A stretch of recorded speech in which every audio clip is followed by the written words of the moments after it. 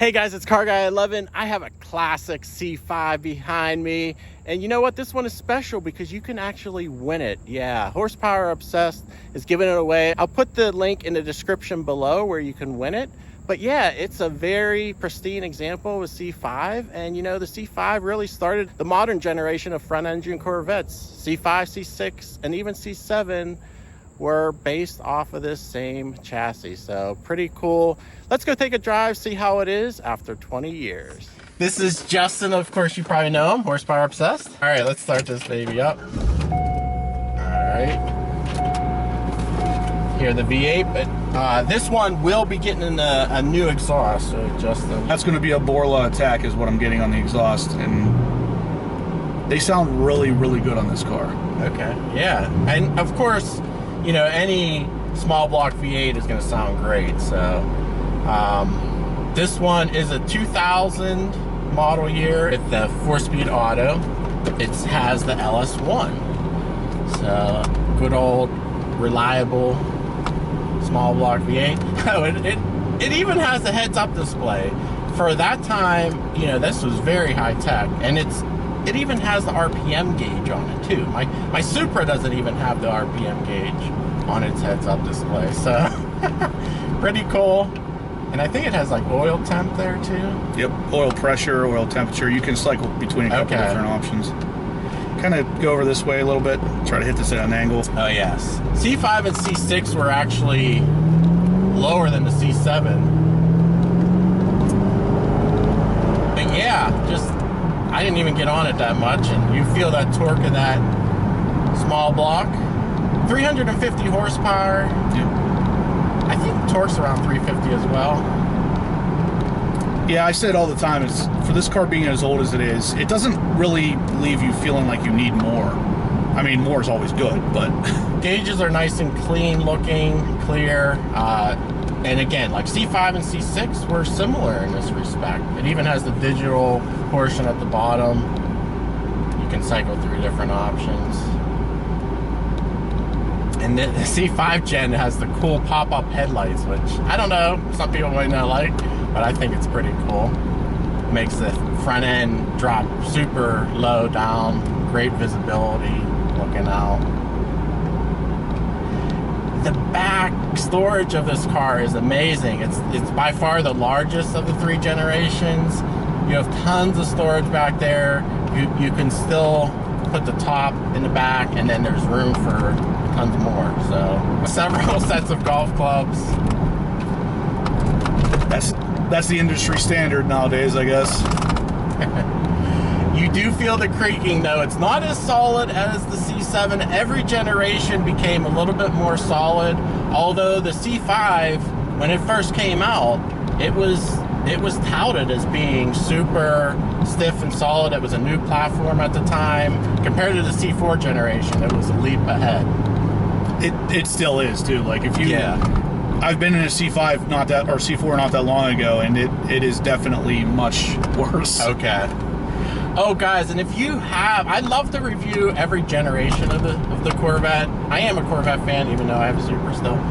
But yeah, if you have a C4 or earlier. Oh, kitty. Made it. Kitty. brakes are decent. They're good, yeah.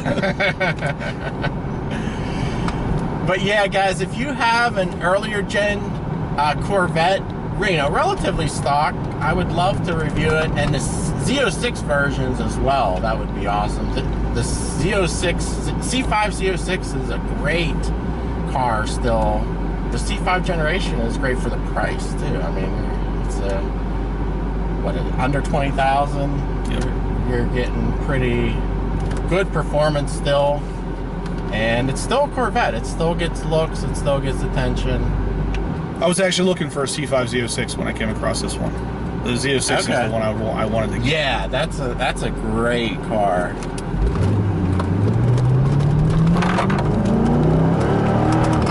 Yeah, she still moves. Rear end stays planted. These are aftermarket wheels. Are they the same width tires, or are they wider? They're slightly wider. So the rear was, I believe stock was 9-inch. Okay. These are 9.5, and the fronts were 8.5s.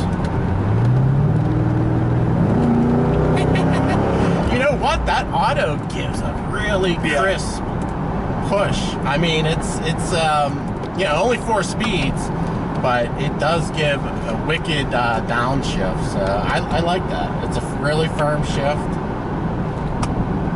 Unfortunately, I have people in front of us, but really the only noise on the interior is actually from the target top, and I can actually fix that apparently with tightening up some bolts, and that will be something I work on in the future. But other than that, the interior's not, it's very 2000 era.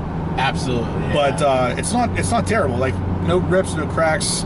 It doesn't really make a lot of noise outside of the target top, but it is what it is, you know what I mean? Yep. There's a button for everything, although it still has like electronic climate control and CD player. Dual climate control too. Oh, cool.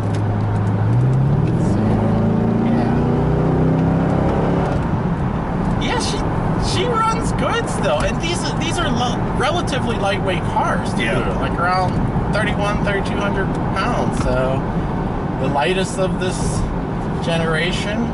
This car also has, you know what? It has ride control. Why don't we try it? Put it into the firmer setting.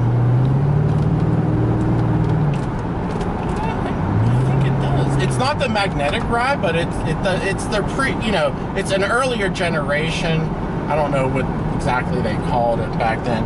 Definitely the steering type. Yeah. And that's surprising for that era too. That has adjustable steering. Yep. Because this is, I'm sure, is hydraulic. It is. Yeah, I mean the ride. I can't tell if it's placebo or not, but the ride always feels firmer when you put it in performance. But I have no idea if it's just because I know I turned a dial or not. Yeah. I think it is. I think it is a little bit firmer. It's definitely not as distinct as the C7 modes. But yeah, pretty cool. And you have active handling still in this, so probably early stability control. It has the Bose stereo. It's nice. Yeah, see, like, that target top is the one reason why I really wanted a Z06 or the fixed roof coupe. Okay. Yeah, I wonder how much extra stiffness that adds to the chassis too. Probably a good amount. But this is a true classic 2000s color too, with the black. I mean, with the green and tan interior. Yep. They only made this color for 1 or 2 years. It was called dark bowling green metallic. Oh, okay. And you know what? The C7 came out with the similar dark green like this. Only 1 year, 2014. I was actually thinking of that color when I was looking at them. I'm not a big fan of green colors on cars, but I actually really like this one because it's a very heavy metallic flake in it too. So, like after I got it ceramic coated and everything, it really pops. I love that kickdown. That's pretty good.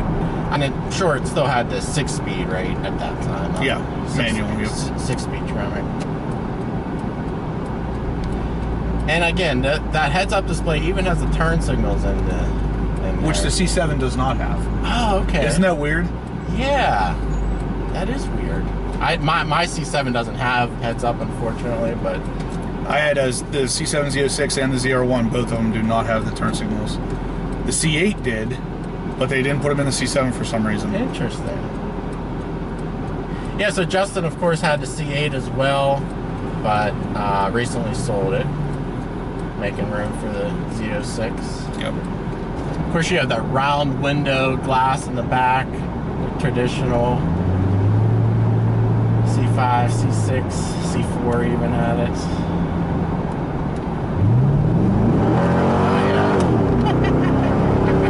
That kicked down the second there. It's plenty. It really is, and it's still a fun car after all these years. It is odd when you think about how old the car is, that it still holds up in today's standards. I mean, yeah, and Corvettes were known for their performance through their whole lifetime, and even back then, I mean, it was a strong performer. So.